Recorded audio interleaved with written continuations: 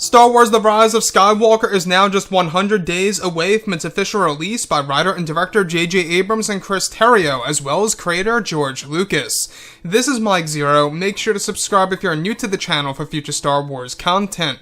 Now, what's really exciting about Episode 9 is that we do know that this film is going to be the darkest Star Wars film out of the entire Skywalker saga, and that's exactly what Disney and Lucasfilm are aiming to do in order to end the sequel trilogy in a satisfying way for many fans around the world.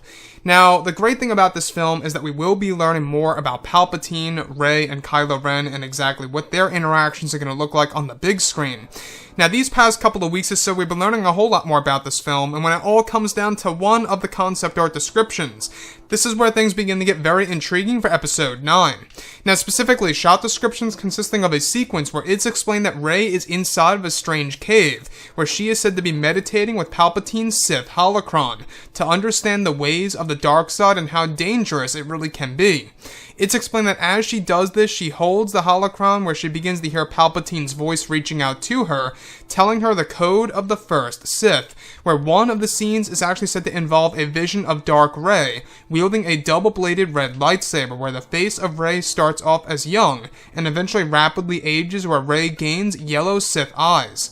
It's explained that in this sequence it's said to be the second of 3 visions involving Dark Rey, where Rey is said to become very scared of what she witnesses from Palpatine's holocron. It's explained to be a scene straight out of a horror film, where it's described to be very dark and inspired from a Star Wars Legends comic from the 1990s. Additionally, one of the other sequences involves a moment where Rey lets go of the holocron and begins to hear Luke's Force Ghost voice reminding her that this is what the dark side feels like and its power.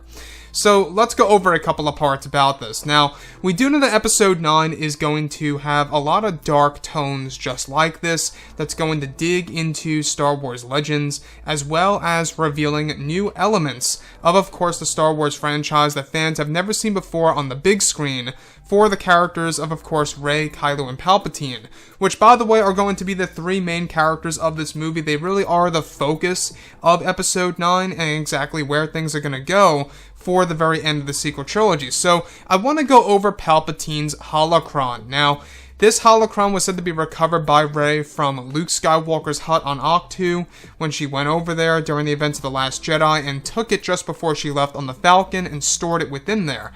Now, mind you that there are, of course, a lot of very dark elements going into this movie, and this by far, I think, tops the list.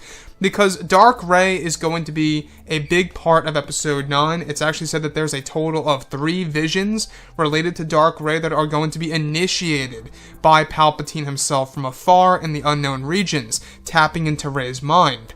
And this could most certainly allude to in the Force Awakens novelization, where we do actually read a moment in the book where she's fighting Kylo on Starkiller Base, where she hears a voice telling her to kill Kylo Ren. In this scenario, she hears Palpatine's voice reaching out to her, where she now sees a vision of an older version of herself where she's rapidly aging and gaining yellow Sith eyes and becoming a Sith Lord by Palpatine's side. Now, like I say, I think a lot of fans really wanted something more out of that Dark Rey sequence that we got over at D23, the new teaser trailer, if you will.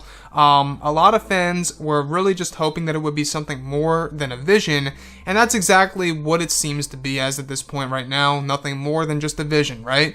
Kind of similar to what happened with The Last Jedi. You guys may recall where she's wielding Kylo Ren's crossguard, and a lot of fans were starting to think, is she going to the dark side? Is she affiliated with Supreme Leader Snoke now? What's going on? So it's almost somewhat similar to that scenario back in 2017. So I want to go over this scene again here, where we have a moment in which it's actually said to be based inside of a strange cave. We're still not quite sure exactly where this is. It's very possible that this could very well take place on Ahch-To, on a different location of the planet, because in case you guys didn't know, Ahch-To is going to come back in Episode 9. She's going to go back to that world, and would also explain as to why, she's going to hear the Force Ghost of Luke Skywalker reaching out to her, telling her that this is what the dark side feels like, and that this is what the power of the dark side is like. This is what they go through, and this is exactly how Palpatine uses his ways of manipulation. Now, On top of all of this, we do know that Palpatine is going to be a key figure in Episode 9 for Rey and Kylo Ren, and what choices they are going to make in this actual movie from start to finish. I mean, I think that's a big deal of what J.J. Abrams is trying to explore, is that Palpatine really is not just the puppet master of the entire galaxy, but also the puppet master of the strongest light side force user in this story in particular, and the strongest dark side user, apart from Palpatine himself, being of course Kylo Ren. So, anyways guys, drop a comment below, let me know what you think about all of this below in the comments, and if you guys did enjoy the content for today, do make sure to drop a thumbs up on this video to support the channel. I thank you all so very much for the kind support, and I'll catch you guys next time.